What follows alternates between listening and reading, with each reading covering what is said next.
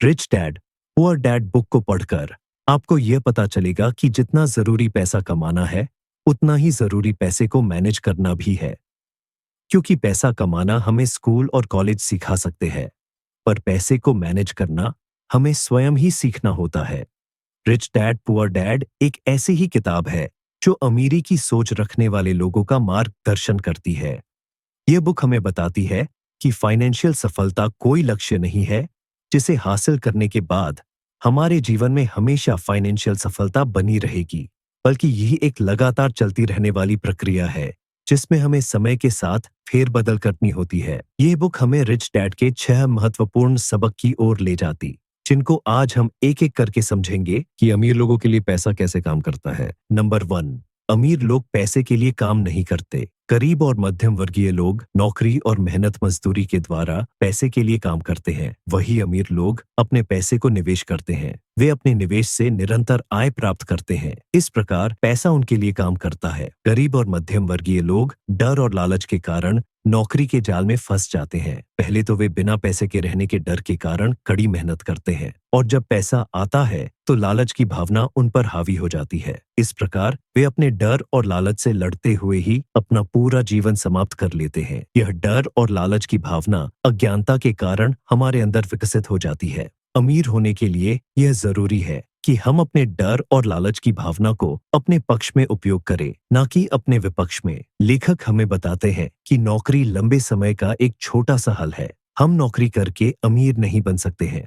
Number 2, पैसे की समझ क्यों सिखाई जाए? कोई व्यक्ति अपने पैसे के साथ क्या करता है, इस बात से फर्क पड़ता है कि वह आगे जाकर अमीर बनेगा या गरीब। क्योंकि एक गरीब व्यक्ति अपनी मेहनत की कमाई को खर्च कर देता है, वही एक अमीर व्यक्ति अपनी मेहनत की कमाई को निवेश करता है। पैसे की समझ के बिना कोई व्यक्ति पैसे का सही से उपयोग करना नहीं सीख सकता। हम स्कूल कॉलेज जाकर पैसा कमाना तो सीख जाते हैं, लेकिन पैसे का उपयोग करना नहीं सीख पाते हैं, क्योंकि फाइनेंशियल ज्ञान स्कूल या कॉलेज में नहीं दिया जाता। इसे स्वयं ही सीखना पड़ता है। किसी व्यक्ति की पैसे की समझ, निवेश और फाइनेंशियल ज्ञान ग्रहण करने से विकसित होती है। जो व्यक्ति फाइनेंशियल ज्ञान प्राप्त करता है वह अपने खर्चों को अपने नियंत्रण में रखता है और निवेश की प्रक्रिया पर ध्यान देता है। ऐसा व्यक्ति यह जानता है कि उसे संपत्ति खरीदनी होगी और दायित्व कम खरीदने होंगे, जिससे वह अधिक पैसा बना सके। अपने काम से काम रखें। लेखक का कहने का अर्थ यह है कि अपने संपत्ति वाले कॉलम को बढ़ाते रहे। बहुत से लोग ऐसा नहीं करते हैं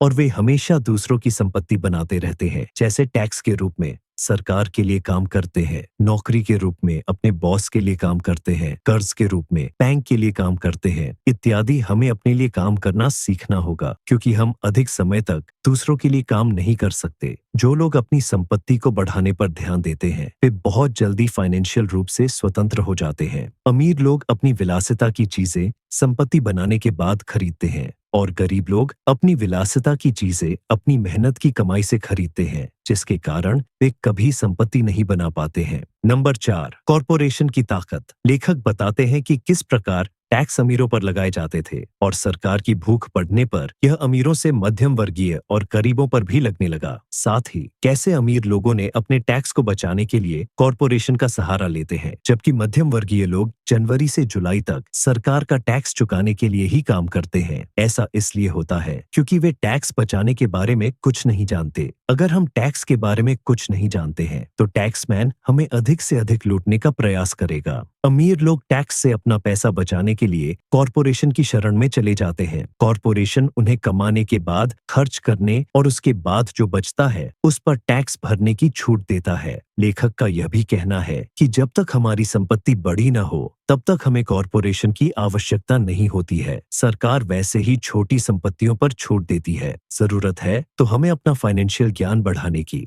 5 अमीर लोग पैसे का आविष्कार करते हैं। अमीर लोग पैसा बनाते हैं, न कि पैसा कमाते हैं, क्योंकि फाइनेंशियल ज्ञान उन्हें पैसे से पैसा बनाने का विज्ञान सिखाता है। जो लोग पैसे से पैसा बनाने का विज्ञान नहीं जानते वे लोग फाइनेंशियल ज्ञान के अभाव में मेहनत से काम करते हैं और अंत में उन्हें कुछ नहीं मिलता। फाइनेंशियल ज्ञान के अभाव में गरीब और मध्यम वर्गीय लोग अक्सर नौकरी के जाल में फंस जाते हैं। वे लोग पैसे की पावर को अपने बॉस के हाथ में दे देते हैं और जीवन भर पैसे के लिए काम करते रहते हैं, और वे इंतजार करते हैं कि कोई ऐसा चमत्कार हो जो उनके जीवन को बदल दे। रॉबर्ट कियोसाकी कहते हैं कि बहुत कम लोग यह जानते हैं कि किस्मत भी हम स्वयं ही बनाते हैं। लेखक के अनुसार वित्तीय शिक्षा 4 प्रकार की दक्षताओं से मिलती है। पहला, फाइनेंशियल ज्ञान अंकों को पढ़ने में मदद करता है। दूसरा, निवेश का ज्ञान पैसे से पैसा बनाने में मदद करता है। तीसरा, बाजार का ज्ञान मांग और आपूर्ति को समझने में मदद करता है। चौथा नंबर, कानून की समझ किसी से भी अपने पैसे को बचाने की हिम्मत देती है। नंबर 6, सीखने के लिए काम करें, पैसे के लिए नहीं। पैसे के लिए काम करना और पैसे से काम करवाना दोनों अलग चीजें हैं। पैसे के लिए काम करने के लिए हमें नौकरी करनी चाहिए जिससे हमें पैसा मिलेगा, और पैसे को अपने लिए काम करवाने के लिए हमें फाइनेंशियल ज्ञान प्राप्त करना होगा। लेखक हमें केवल वेतन लेने के बजाय सीखने और व्यक्तिगत विकास के अवसरों की तलाश करने के लिए प्रोत्साहित करते हैं। जब हम कोई काम फ्री में करते हैं या कम पैसों में करते हैं, तब हमारा दिमाग उन तरीकों को ढूंढने में लग जाता है जिससे हम और अधिक पैसे बना सके। अमीर लोगों की तरह हमें भी अपने दिमाग को काम पर लगाना सीखना होगा। साथ ही हमें पैसे बनाने के नए तरीके ढूंढते रहना होगा ताकि हम समय के साथ हो रहे बदलाव को देख सके और उन मौकों को भी देख सके जो दूसरे नहीं देख पा रहे हैं। इस बुक में लेखक ने काफी अच्छे विचार दिए हैं। नंबर 1, रॉबर्ट कियोसाकी कहते हैं कि आज मैं किसी भी बच्चे को जो सबसे खतरनाक सलाह दे सकता हूँ कि वह यह है, स्कूल जाओ, अच्छे नंबर लाओ और कोई सुरक्षित नौकरी ढूंढो। नंबर 2, टैक्स उन लोगों को सजा देता है जो उत्पादन करते हैं और उन लोगों को इनाम देता है जो उत्पादन नहीं करते। नंबर 3, एक शानदार कार और आलीशान बंगला होने का यह मतलब नहीं होता कि मैं निश्चित रूप से अमीर हूँ या मैं पैसा बनाने की कला जानता हूँ। नंबर 4, पैसे के लिए काम करना ज्यादा आसान है, खासकर तब जब पैसे के बारे में मेरी मूल भावना डर हो। नंबर 5, ज्यादातर लोगों की एक कीमत होती है और उनकी कीमत इसलिए होती है क्योंकि हम सभी में 2 भावनाएं होती है, डर और लालच। नंबर 6, नौकरी दीर्घकालिक समस्या का अल्पकालीन समाधान है।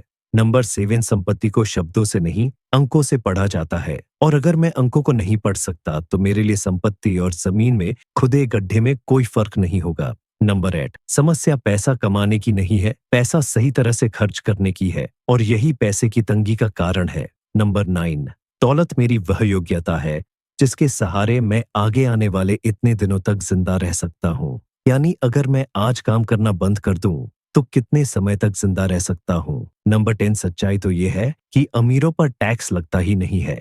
गरीबों की भलाई के लिए जो पैसा लगता है वह मध्यम वर्ग से आता है, खासकर शिक्षित और ऊंची आमदनी वाले मध्यम वर्ग से।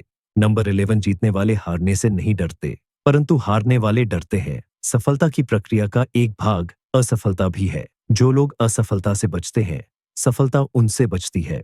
नंबर 12, मैं क्या खरीदता हूँ यह महत्वपूर्ण नहीं है, महत्वपूर्ण यह है कि मैं कितना जानता हूँ। निवेश करना खरीदना नहीं है, यह एक ज्ञान है। नंबर 13, नौकरी करने वाले इसलिए कड़ी मेहनत करते हैं ताकि उन्हें नौकरी से न निकाल दिया जाए, और मालिक उन्हें केवल इतना देते हैं ताकि काम करने वाले छोड़कर न चले जाए। नंबर 14, आलोचना से दिमाग बंद हो जाता है जबकि विश्लेषण से आंखें खुल जाती है।